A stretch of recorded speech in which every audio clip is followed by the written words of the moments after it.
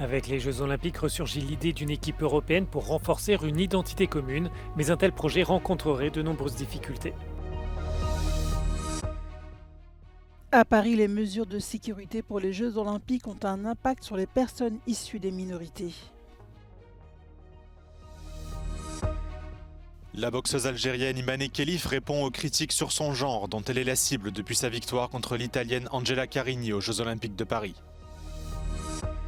Le Premier ministre britannique Keir Starmer pointe du doigt l'extrême droite après plusieurs jours d'émeutes suite à l'attaque au couteau il y a une semaine à Southport.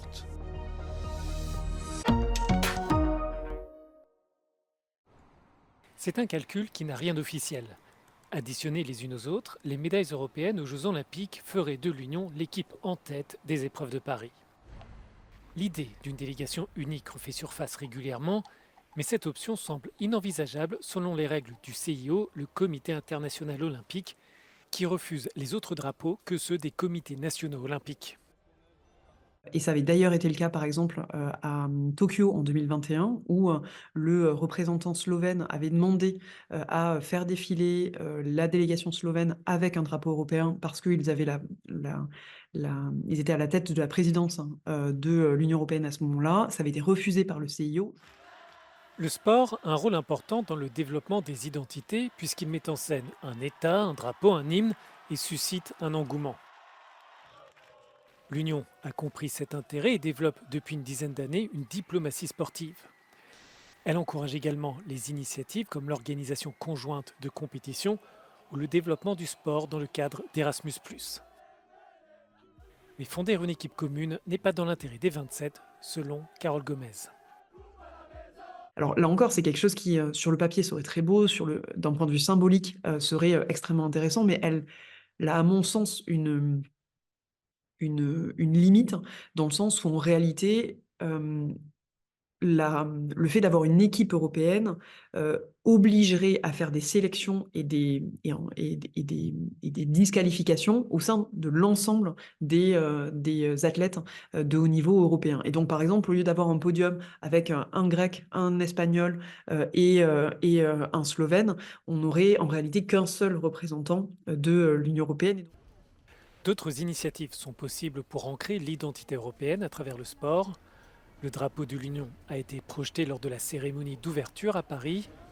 De plus, en 2026 et en 2030, l'Italie et la France, sous condition, accueilleront les Jeux olympiques d'hiver, une opportunité pour évoquer cette identité commune.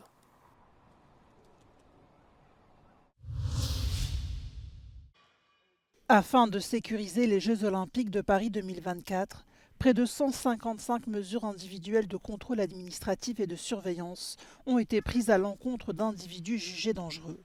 Problème, nombre d'entre eux n'ont pourtant jamais été condamnés ni même poursuivis. Assignés à résidence, ils ont pour interdiction de quitter leur quartier et doivent se présenter à la police quotidiennement. C'est le cas de Amine, né en France et âgé de 21 ans, il est apprenti dans une banque. Bien qu'il n'ait pas de casier judiciaire, il n'est pas autorisé à quitter sa banlieue sud de Paris. Cette restriction, elle va durer 3 mois. Ça fait déjà 1 mois que j'y suis. Donc elle va se terminer le 29 septembre, donc dans 2 mois.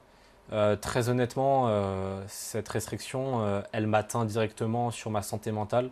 C'est très dur au quotidien de devoir vivre cela. Je ne peux malheureusement plus voir ma famille.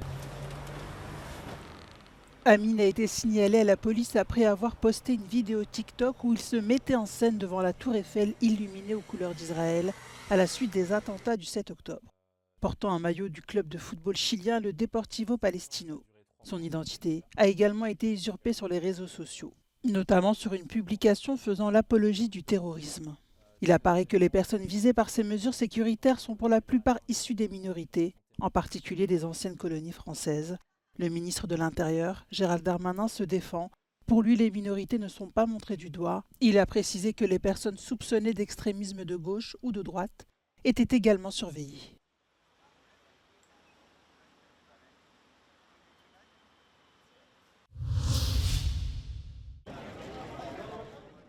La boxeuse algérienne Imane Khelif a rompu le silence et appelle à mettre fin à l'intimidation des athlètes.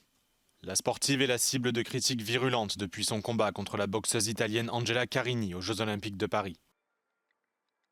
Imane Khelif fait face à des accusations concernant son genre depuis que son adversaire en huitième de finale s'est retiré 46 secondes seulement après le début de leur combat. La boxeuse algérienne affirme que les attaques sur le genre peuvent être préjudiciables et porter atteinte à la dignité humaine.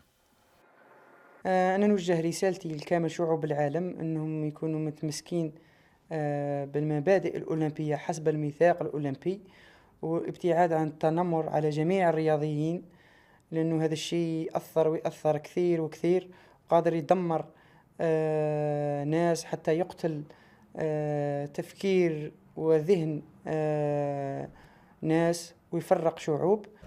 Angela Carini s'est depuis excusée et a déclaré qu'elle regrettait de ne pas avoir salué son adversaire à l'issue du combat. Les deux boxeuses se connaissaient déjà avant la compétition car Imane Khelif participe à des camps d'entraînement à Assise, dans le sud de l'Italie, depuis des années. وين حتى المدربين يعرفوني منذ كنت صغيرة في فريق الوطني وكنت نروح ندرب عندهم. بحد ذاتها الملاكمة كانت تعرفني وين تعرفني مليح وديجا كنت ندير معها تربصات في القاعة تاعهم في إيطاليا في أسيسي.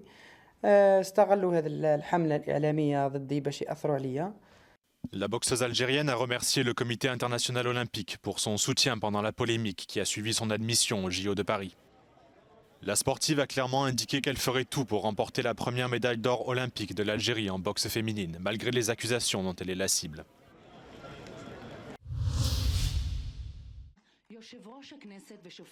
L'extension de la guerre au Moyen-Orient suscite de plus en plus d'inquiétudes. Israël est en état d'alerte et les États-Unis ont intensifié leur présence dans la région en prévision d'une contre-attaque iranienne attendue dans les prochains jours. Ce dimanche, le Premier ministre israélien Benjamin Netanyahou a lancé un avertissement à l'Iran et ses soutiens. איראן ועושי דברה מבקשים להקיף אותנו בטבעת חנק של טרור בשבע חזיתות. התוקפנות הגלויה שלהם אינה יודעת שובע, אבל לא אלמן ישראל. אנו נחושים לעמוד מולם בכל חזית, בכל זירה, רחוקה כקרובה. כל מי שרוצח את אזרחינו, כל מי שפוגע במדינתנו, לא ינקה מאחריות. הוא ישלם מחיר כבד מאוד. Pendant ce temps, les ressortissants étrangers commencent à quitter le Liban, Israël et l'Iran. Certains sont arrivés à Paris ce week-end et témoignent d'une ambiance délétère, notamment au Liban. Ce qui va arriver, donc on préfère rentrer en avance. C'est une ambiance très toxique, très menaçante. Les médias parlent toujours de choses qui va se passer, une guerre ou une frappe au Liban. Je suis très inquiète, bien sûr. On ne sait pas du tout qu'est-ce qui va arriver, comment les choses vont évoluer. Et on croise les doigts et on prie. D'autres pays comme l'Allemagne, la Belgique, les États-Unis et le Royaume-Uni ont lancé des appels similaires depuis quelques jours. Voici ce qu'il reste de ce drone qui survolait le nord-ouest du Yémen. Cet appareil de reconnaissance et de combat qui coûte plusieurs millions d'euros appartiendra à l'armée américaine selon les rebelles Houthis qui l'ont intercepté. Mais pour l'heure, Washington n'a pas confirmé ces affirmations. La destruction de ce drone intervient alors que les rebelles Houthis ont revendiqué dimanche une attaque contre un cargo dans le golfe d'Aden. Il s'agit de la première attaque qu'ils revendiquent depuis les frappes d'Israël sur le port d'Odéida le 20 juillet.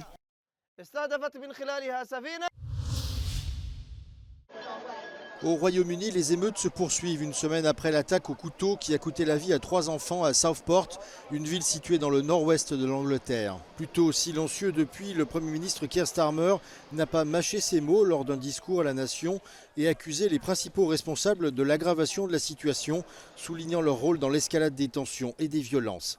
There is no justification, none, for taking this action. And all right-minded people should be condemning this sort of violence. People in this country have a right to be safe. I won't shy away from calling it what it is. Far-right thuggery. Ce discours est intervenu alors que la police de la ville de Rotherham s'efforçait ce dimanche de contenir une foule d'émeutiers qui tentaient de pénétrer dans un hôtel hébergeant des demandeurs d'asile. D'autres villes comme Manchester ou Sunderland ont aussi connu des émeutes au cours du week-end. Au Bangladesh, la rue aura eu raison de la première ministre Sheikh Hasina. Cette dernière, au pouvoir depuis 15 ans, a démissionné et a quitté le pays selon une source militaire. Son ultime journée à la tête du Bangladesh aura été particulièrement sanglante. Dimanche, au moins 94 personnes sont mortes à travers le pays dans des affrontements violents. Parmi les victimes, au moins 14 policiers, mais aussi des centaines de blessés, selon le porte-parole de la police. La crise sociale, qui était pacifique au départ, s'est muée en crise politique, qui en un mois a fait au moins 300 morts, selon les autorités. Restaurer de vieilles maisons pour attirer le tourisme, c'est la nouvelle initiative des habitants du village de Shimon, dans le centre de la Roumanie. La location de logements traditionnels connaît un essor important dans le pays ces dernières années. De plus en plus de touristes en Roumanie préfèrent l'intimité et l'autonomie que propose la location d'une maison par rapport aux hôtels traditionnels. Luminita Kerebetu, une habitante de Shimon, a récemment mis sa maison en location. Specificul ăsta creează pentru un turist multă intimitate. Adică odată intrat pe poartă, ești tu și cu cei cu care ți-ai dorit să vii. O intimitate așa, ca să zic, confortabilă și romantică. Poți să te trezești în pijama să bei cafeaua, dacă ai chef faci un grătar, dacă vrei faci plajă, dacă vrei te plimbi prin grădina care este generoasă și foarte plăcut stai și, eu știu, la povești în șură. Les touristes semblent apprécier leur séjour à Shimon. Poate să simți energia locului respectiv. Ne place foarte mult liniștea și natura e foarte frumoasă. Des fers à repasser anciens, des poêles en fonte et des ustensiles de cuisine utilisés par les grands-parents des propriétaires. Voici quelques-uns des objets traditionnels que les touristes pourront découvrir lors de leur séjour dans les maisons de Shimon. Les habitants du village espèrent que ces locations attireront plus de touristes dans cette région centrale de la Roumanie.